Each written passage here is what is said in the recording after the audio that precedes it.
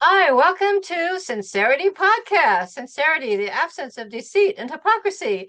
This is MaryAnn Cadorna, broker owner, Sincerity Realty, DRE 013455274.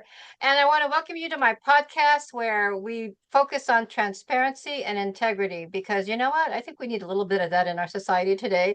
And one of the most important things that I do with this podcast, like I did when I was a radio talk show for 14 years, is I like to give before the fact information. Knowledge is key to everything. Ignorance we pay for, or innocence, I like to call it, because not everybody ignorant is ignorant. There could be ignorant and innocent. So that's a distinction for me. I call it you're innocent until you know better, right?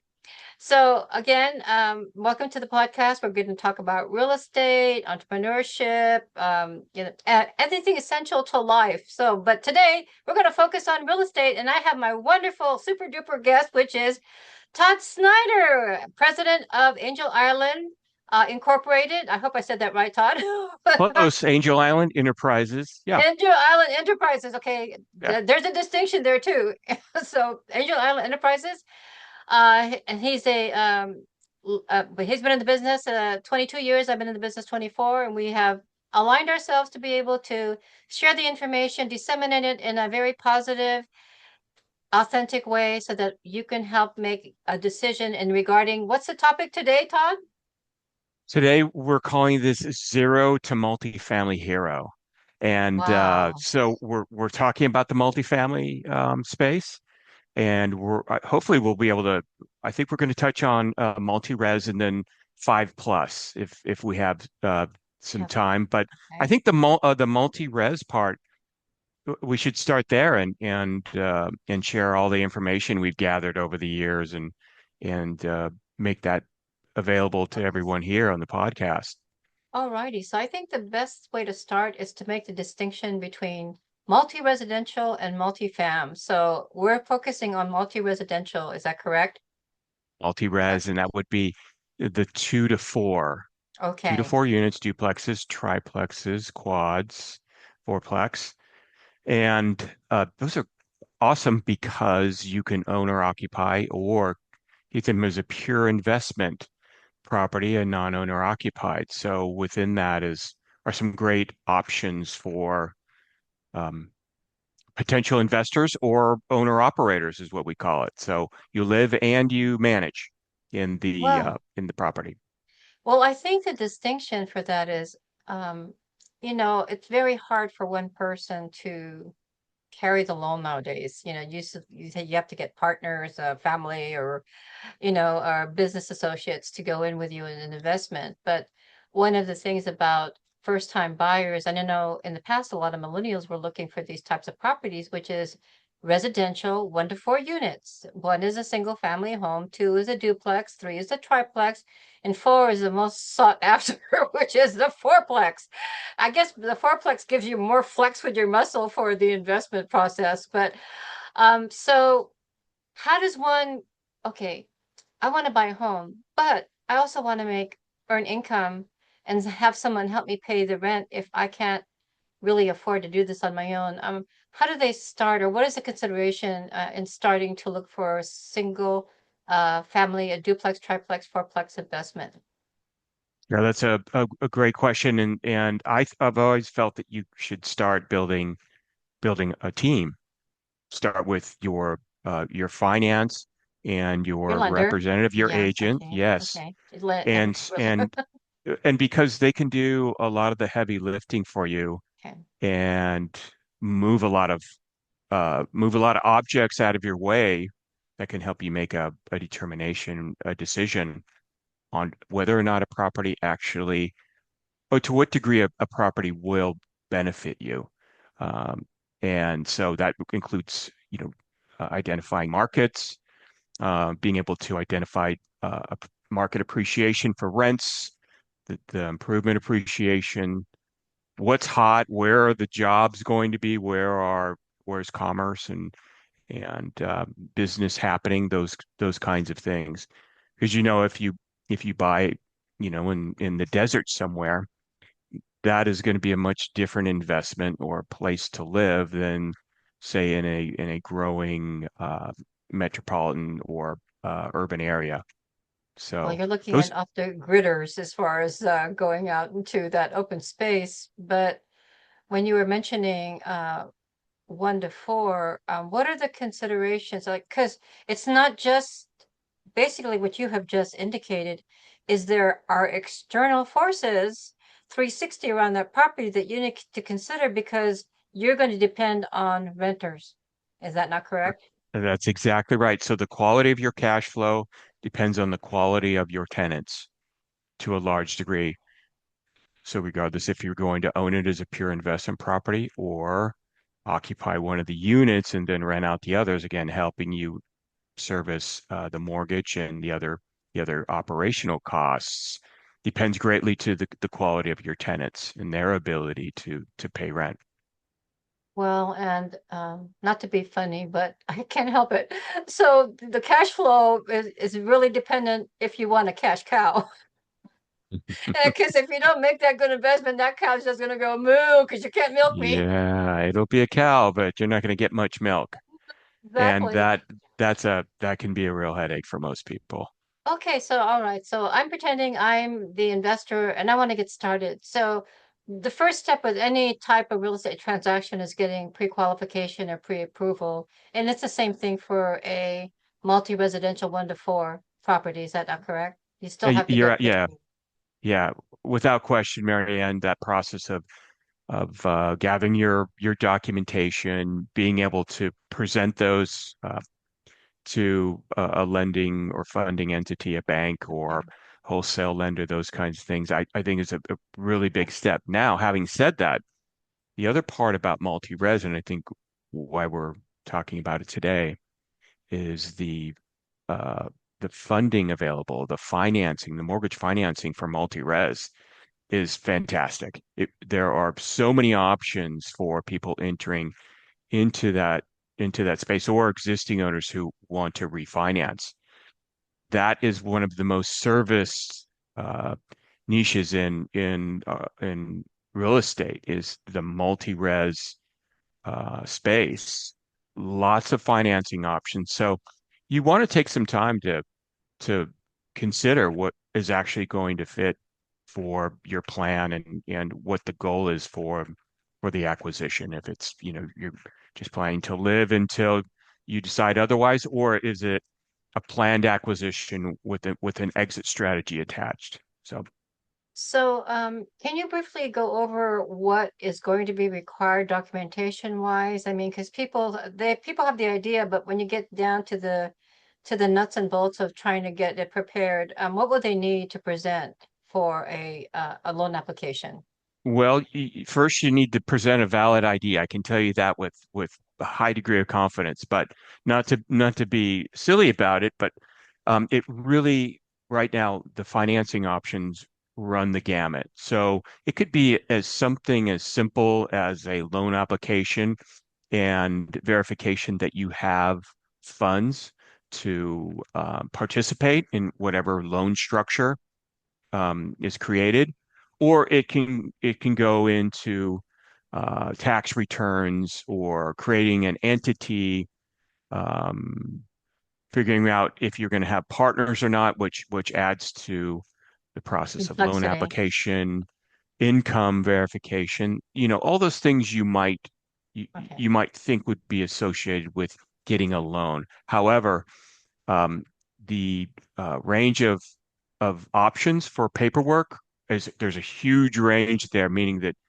um, the rule of thumb is the less documentation, typically the more risk a lender's taking. So the higher the interest rate would be on that financing.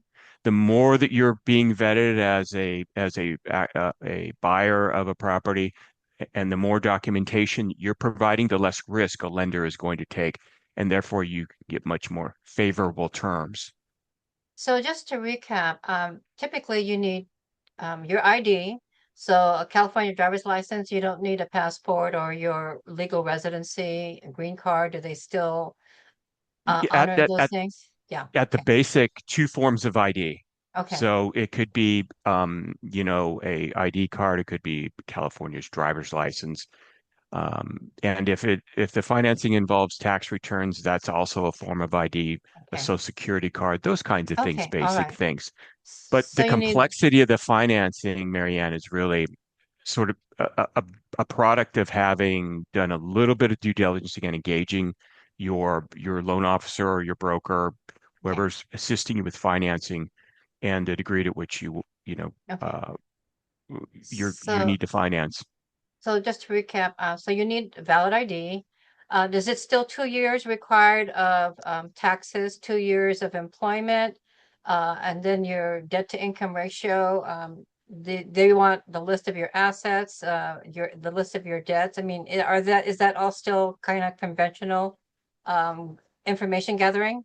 Yes. So again, the reason a tax return and W-2s would be required is again a lender is trying to vet your income sources. So the more documentation, the more information you can provide to the lender, again, the less risk the loan is. So uh, there are financing available for certain investment property acquisitions in the multi-res space right now, where the numbers are that on a loan application that are used to verify your income amount, what your liabilities are. Um, some of those are not required, Okay. but again, um, the fewer the lesser amount of information you provide, typically the higher risk of a loan it is. But all are still within The the guidelines. range of multi-res right now, which is great. So let me give you an example of those two, since because I think it'll help to make a distinction. If you're an experienced investor, say you're a contractor who flips properties, you buy a value add, a distressed property, and you think you can get the renovation done in 8 months. You have a history of having successfully bought and renovated and sold these properties. Then you have this history. Whereas if you go to a lender and say, "Hey, here's what I've done the last 2 years, but I don't want to give all my tax returns because I run a corporation. I don't want to give W-2s. Really what I want is I want, an eighth month or a 1 year loan, and I want to do it based on our past relationship or a past loan." And in that sense, you can get a loan with very little paperwork. The other would be someone who is, say, a first-time home buyer, Familiar. Mhm. hasn't done it before, hasn't established Okay. a history, those kinds of things. Within it, there's a range, and you can find pathways around lots of type. There's so many lenders available, Okay. and the public may not be aware of that, but They're in the dying to loan wholesale, you. They're dying to yeah, give you a loan. well, as long as you can your Yeah. financial profile is presented in the right way, Mhm. that's where the skill set of a lender or a broker comes in Like and works on I your may behalf. I might add, like Todd. Todd had helped me with a first time buyer who had logistic issues with payment because, he's contracted out different ways. And Todd really went out of his way to successfully extrapolate what he needed to make the loan work for this gentleman. And he's a happy first time buyer. And if it wasn't for that, because I believe that they're worth the effort. He is worth the effort. He was hanging 34 stories up off the Salesforce building, took a picture and said, "MaryAnn, here I am." And I'm thinking, you know what? He's not hanging up there for nothing because with my relationship with Todd Snyder and my efforts, we got him into a home. And that's what thing we do. We don't leave our clients hanging. And if they are hanging up there that far, we've securely made sure they can land on their 2 feet. So that's my little commercial for us. That's why we're together because we trust each other. And when two people trust each other with their aligned business ethics and the relationship, then you're going to have an easier time because you're working with two people who not only trust each other, but you can trust as well. And tried and true. I've got 24 years this year in the business. Todd's got 22. So here we go. I think let's go on with the show. Sorry, MaryAnn.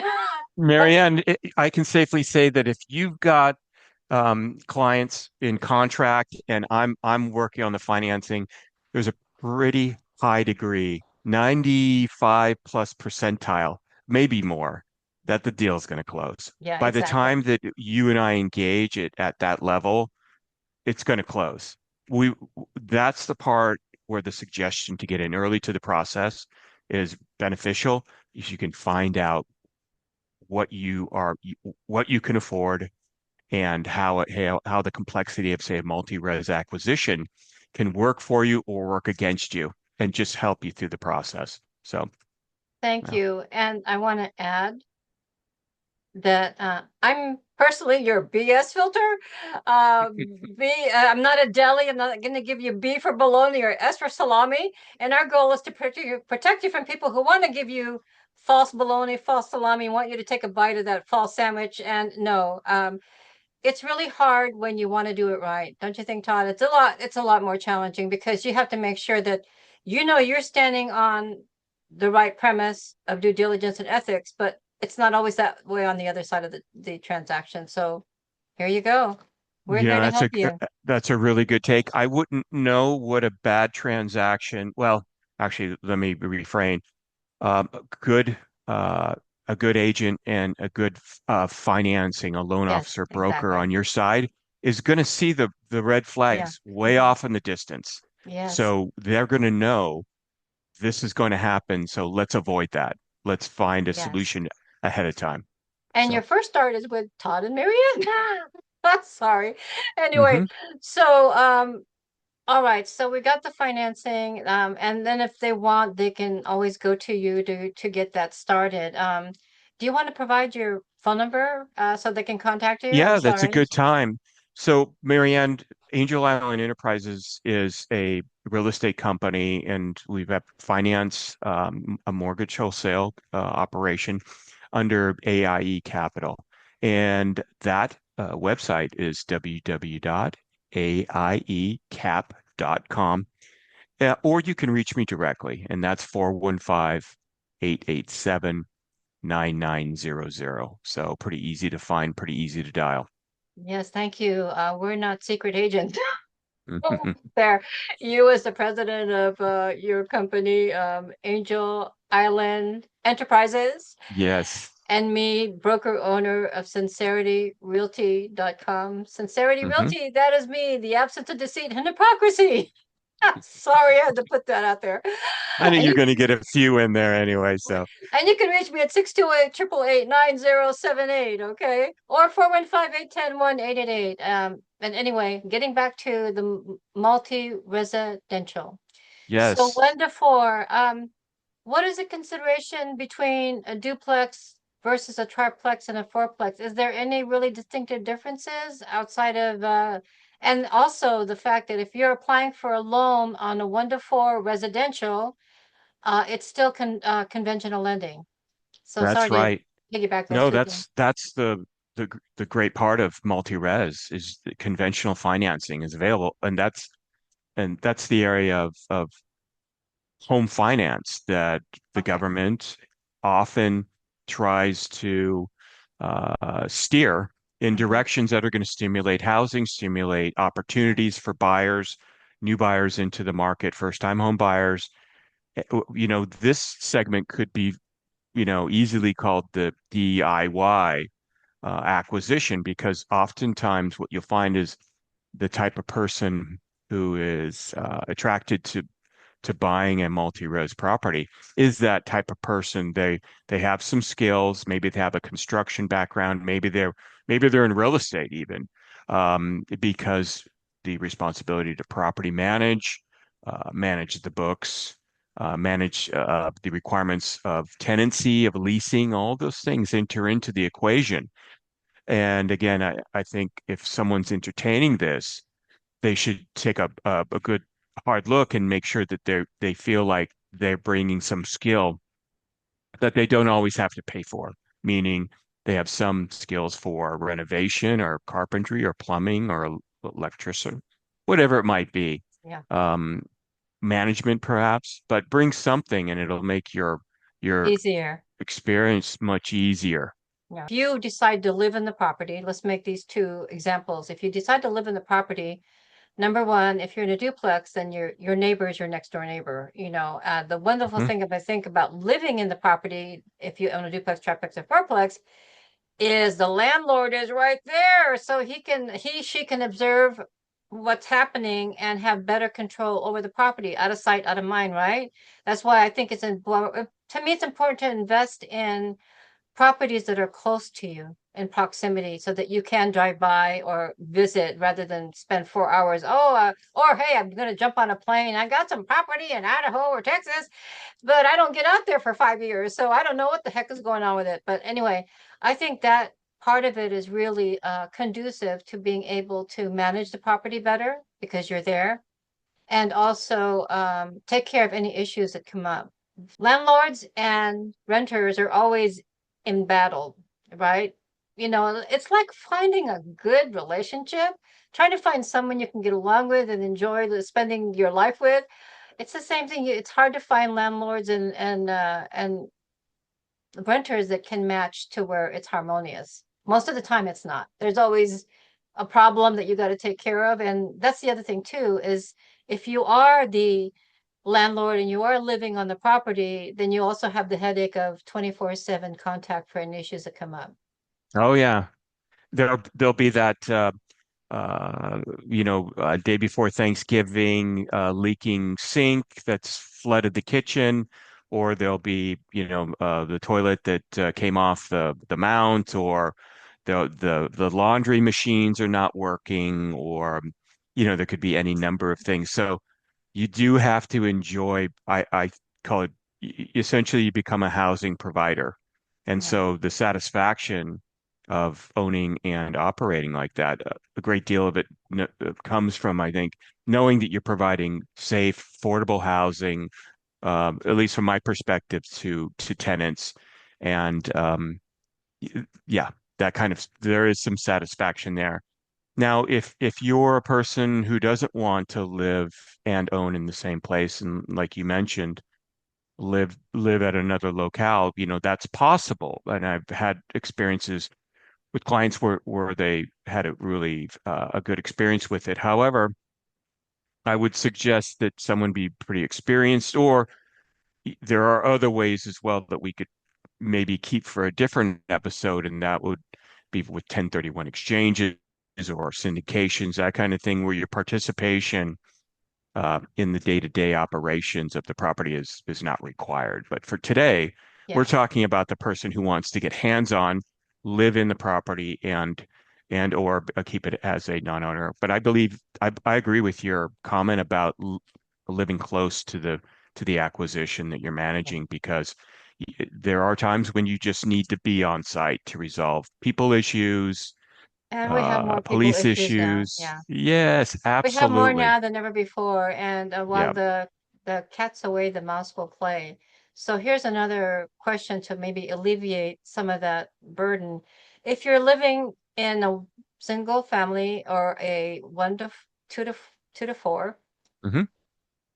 even if you're living in it as owner occupied, because that's a good tax benefit for you, is it not? The owner occupied, and but actually, no, you probably have better tax benefits if you're the landlord and you're not living there, but that's for a CPA and a tax advisor to answer, not me. But can you hire a property manager even if you're living in one of the units? Sure. Okay. Absolutely. So you And separate yourself from those headaches.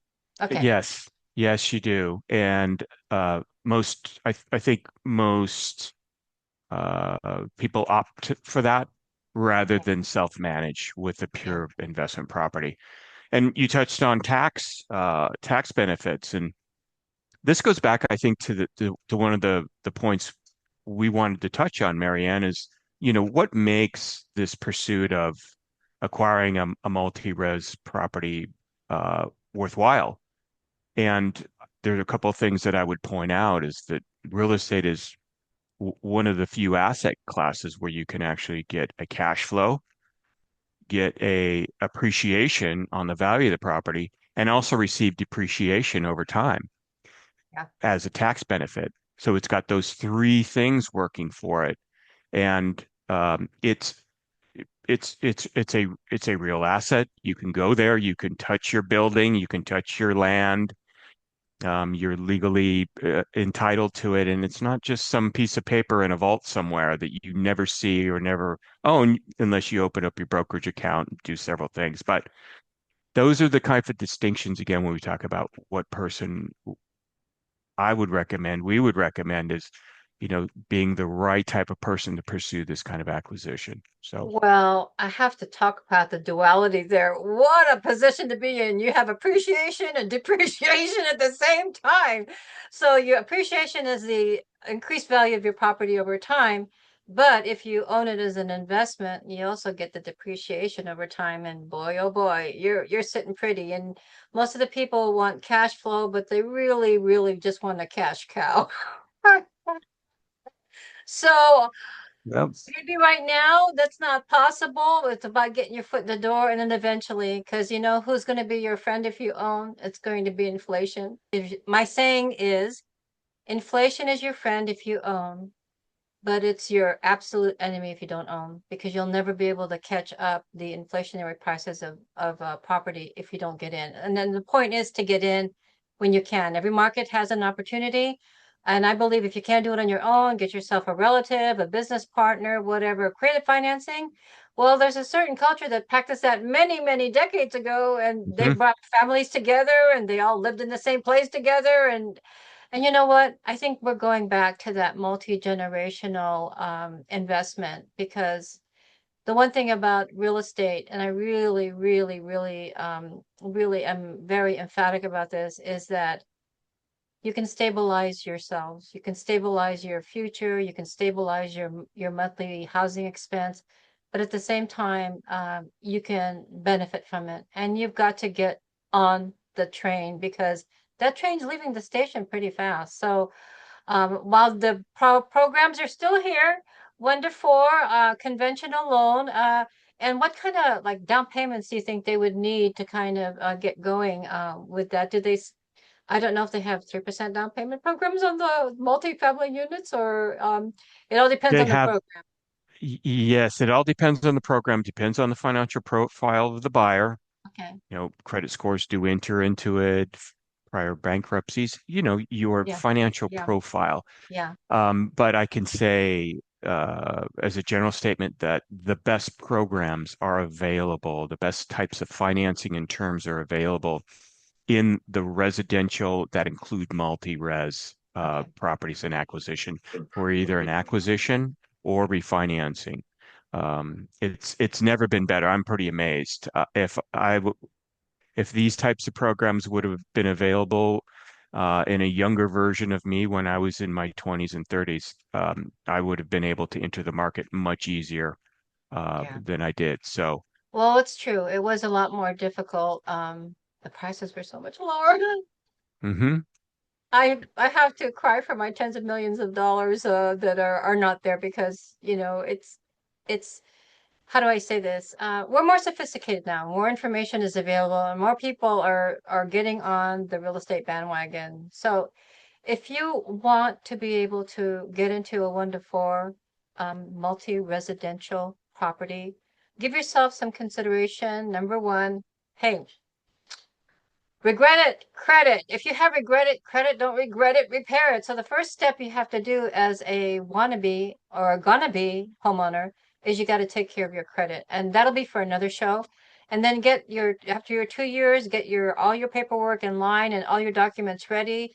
And the only way you're going to find out if you can own is to jump in and get pre-qualified. Do you agree with that, Yes, Todd? Okay. absolutely. And you touched on two things I think I'd love to to back you up on that. And one is that the cycle of depreciation and inflation.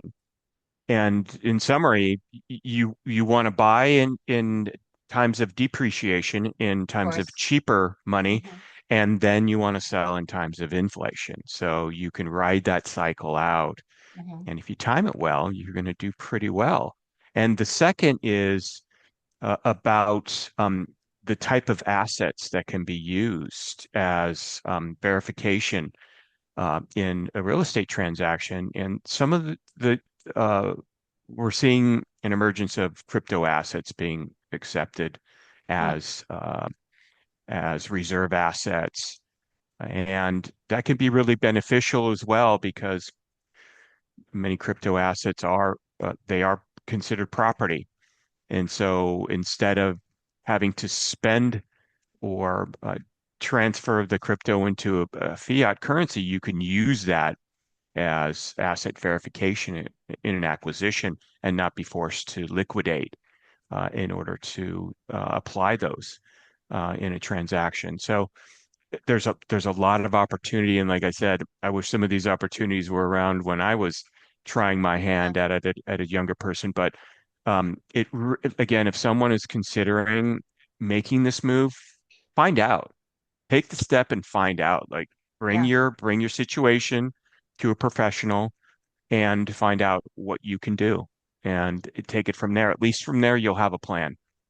Well, I have a saying. I have a lot of sayings. I'm also a writer, but believers are achievers, doubters are outers. If you believe, you will achieve. That's just the way it works. But if you doubt, you're already out because you don't give yourself a chance, and you won't know until you go for it. And a lot of people hold themselves back because they don't believe it's possible. And I've had many first-time buyers come to me, oh no, somebody tried to help me to get a home. Another realtor tried to help me, but they couldn't do it. I said, I can get you into a home. So you have to look at, you're working for nothing if you're renting. I'm sorry. If you're a renter, you're a lamenter. And because if you rent for 30 years, you'll own nothing for 30 years. But your landlord will be thankful because now he owns a property you just paid for 30 years. And also, but if you own something, you give yourself something tangible. You give yourself something that will be there for you, gain appreciation. It'll add to your personal wealth. So why wouldn't you want to buy? And the other thing too is renting in the Bay Area. What, first and last month's rent running $6,000 or $7,000, to get into an apartment or, a condo, and then you have to move every couple of years because the rent goes up. So imagine if you do that multiple times, that money could have gone towards a down payment. And in this case, get yourself the confidence you need. And, you won't know if you don't try, and you've got to get into this. I don't want to call it a game, but you have to get on this real estate train while you can. Things are changing very fast, very quickly, and your biggest competition is Wall Street. So are you a renter in the San Francisco Bay Area? Contact Todd Snyder. Todd, what's your email? I mean, your phone number again? 415-887-9900. It's a good old 415 number. A native Bay Area person here, so I know a lot of the markets without even having to dig too deep. And Yeah, I know it's the same with you, MaryAnn. yeah, You're very well versed, and actually you have an additional benefit of you really do work in some markets that I would recommend for the first time or the new investor to seriously yeah. consider as a method of getting into the market, considering at least a 5 year hold, and then while they're holding the property, we formulate an exit strategy and plan their next acquisition.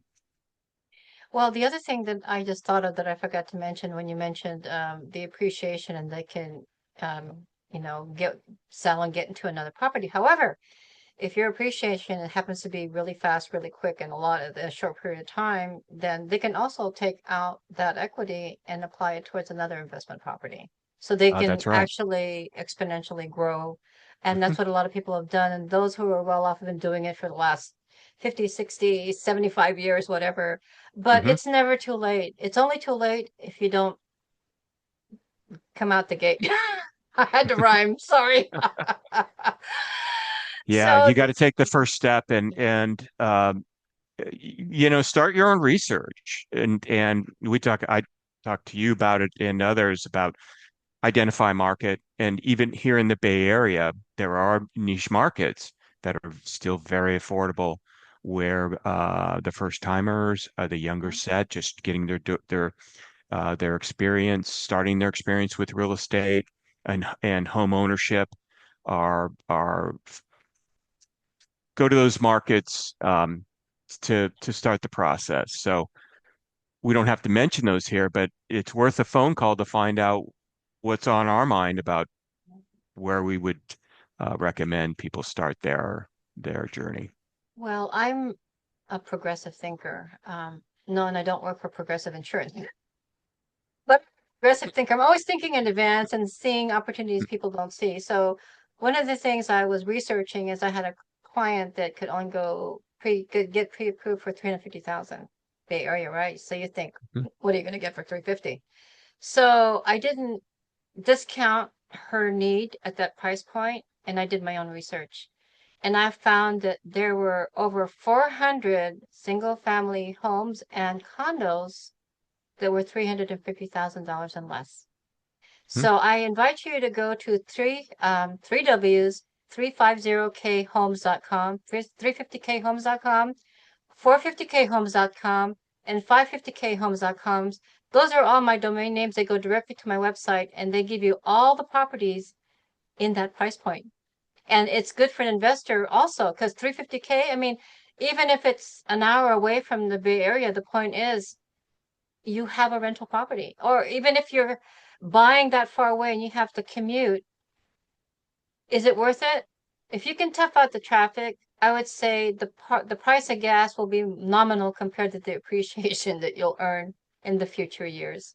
So I had to put that in there because that's a great site to go to, 350khomes.com. Go figure, right? So that's where I invite you to start checking out properties in the Northern California Bay Area for investments. And that would include, duplexes as well, whatever is there and in that price point.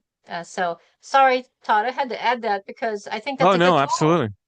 Yeah, I think that these are the kinds of things that we need to inform our Yeah, they're viewership about, or available. people, Yeah, public at large. yeah, Absolutely. yeah.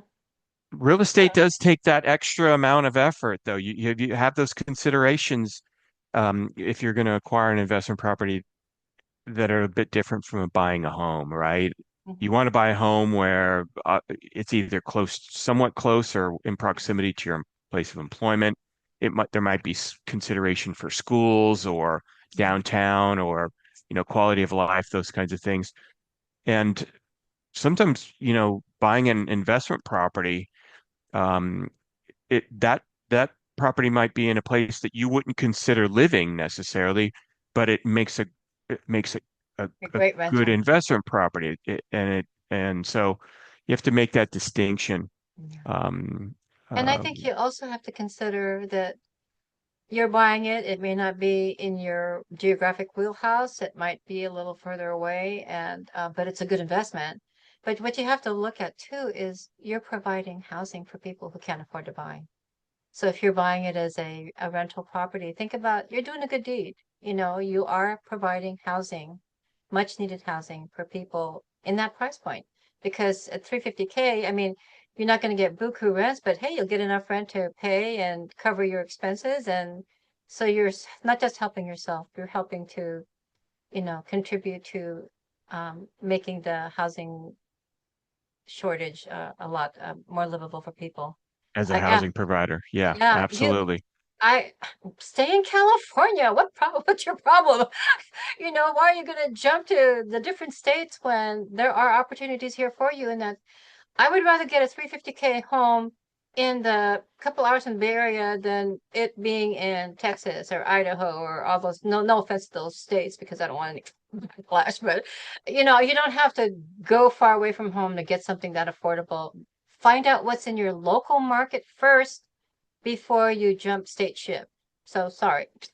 Ah, Oh, well, that goes back to investment property, or, are you going to own or occupy, those kinds of things, because there's some great markets outside of California. And when we talk about growth potential, we talk about quality of life for a younger set that is maybe just now realizing a career trajectory. I think keeping all options open okay, is yeah. really important. But you have a parallel thought. It's like, hey, take advantage of what's What's close to you here here. Don't first? immediately Yeah, dismiss the Bay Area. yeah. Um, Don't but don't listen to I always have a saying, don't listen to somebody who's not smart than you are, but don't Or just don't take listen it to as someone full. who Yeah. doesn't own a property. Yeah. Listen to the people who own. Listen to the people who do it, and that'll be the best basis for it. You'll get a lot of good information that way as well. And that's part of, buying an investment property, again, putting together your team, putting together the people who you get advice from, and having a plan. If you decide you're going to buy on Baltic Avenue at 350, have a plan to improve the property and exit within 5 years. That's what all investors do. Typically, there's a 5-year trajectory. At that point, you can move up to Atlantic Avenue, depending on the market. I'm just using that as a He's monopoly. talking about Uh, Monopoly. yes, So your but first time says buy a you, game board called Monopoly. yes, you It don't just sounds have to familiar. stay a slumlord.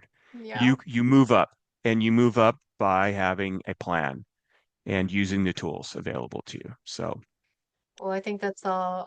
That's really good advice. And part of the plan is really just finding the right people to work with. And I don't mean to belabor the point, but if I belabor the point, it saves you the labor of having to find trustworthy people to work with.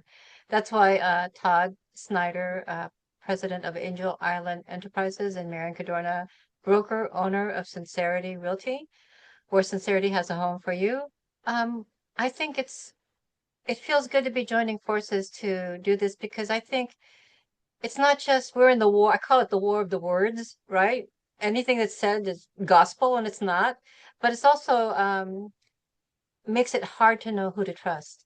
So I think putting ourselves out there as people who have proven themselves trustworthy with a good standing record for over 20 years. I think it's what you're 22, I'm 24, 46 yes. years of combined sage wisdom, knowledge, and experience. I think we give you an advantage, at least Oh, yeah. with the honesty and sincerity that we're offering today. So, Good point. well, I think we've covered something really good here. So, just to recap, we're at talking about multi-family residential properties, correct? Yes, absolutely. And I say that again, slowly because there's also multi-residential properties, and that's for another show. yeah. So multi-res, and then we have what's called 5 plus, which is on up to apartment buildings and that kind of thing. But today, multi-res, it's a really dynamic niche for people who want to own or occupy a multi-res property. It's um it's a great way to get into the real estate market. And I really urge anyone who has a curiosity or a passion for real estate to consider that when as a first acquisition to that I believe if someone can commit to a 5-year plan, they're going to find success. Has to be a Okay. few things in place, but if they build their team Mhm. and rely on people to give them the right advice and not be a know-it-all, I'll just put that out there. Yeah, I think there's a good chance people are going to succeed and do well. you have to be coachable, they say, because if Yes. you're learning about this, and so I think there are wonderful opportunities. I really thank you, Todd, always. Hmm. And again, it's Todd Snyder of Angel Island Enterprises. Let me say that again. That's Todd Snyder of Angel Island Enterprises, and you can reach him at contact information, please. So, 415-887-9900. Or you can just go to www.aiecorp.net. There's lots of good information there, contact information, and we can start a discussion there. sounds good. And I love doing this because we're able to place ourselves front and center. We are putting ourselves out there. We're not secret Mhm. agents, as I said. We're not 007 or MI6, is it what it's called? We are legitimate, and I think we're honorable business people. We honor our clients and we honor the work that we do. And I think that's really important, especially in today's world where it's hard to know what it is the truth. But we're here with our truth, sharing with you our knowledge and sharing with you the opportunity to work with us. So I'm Mary Cadorna, broker owner of Sincerity Realty, DRE 013457274. You can reach me at my San Fran number, 415-810-1888, or my other number at 628-888-9078, which is also a San Fran number because San Francisco ran out of 415 area codes. I But the know six, everybody's hoarding right? them. Nobody knows what 628 is. Every time I'm calling, you think it's a spam call. So no, both those Right. numbers are good. But thank you, Todd. I appreciate your professionalism. I appreciate your integrity, and just a good person. I really appreciate working with you. Thank you so much for your time today. Thank you, MaryAnn. Great to connect today. Thank you too. It is. And call us. Don't be scared. Again, if you hesitate, it's too late. So don't hesitate. You've got to get on board so that you can live a better life. And that's what real estate investment provides. Don't you agree, Todd? It I think provides you a so. better life. That's exactly the path you should you should take in ownership of real estate to a better life. Better life and a better day. And, I had, when you were talking about assets, I said, well, if you don't do this and you don't, well, then you'll be following that sailboat headed towards the sun. And I'm going to call it, and you're going to watch as your assets. You got to use it before you lose it. Okay. All right. Don't give up the stand-up comedy, yeah, MaryAnn. That was great. I know. So take care. Thank you, Todd. Have a great day. Okay, bye now. Bye.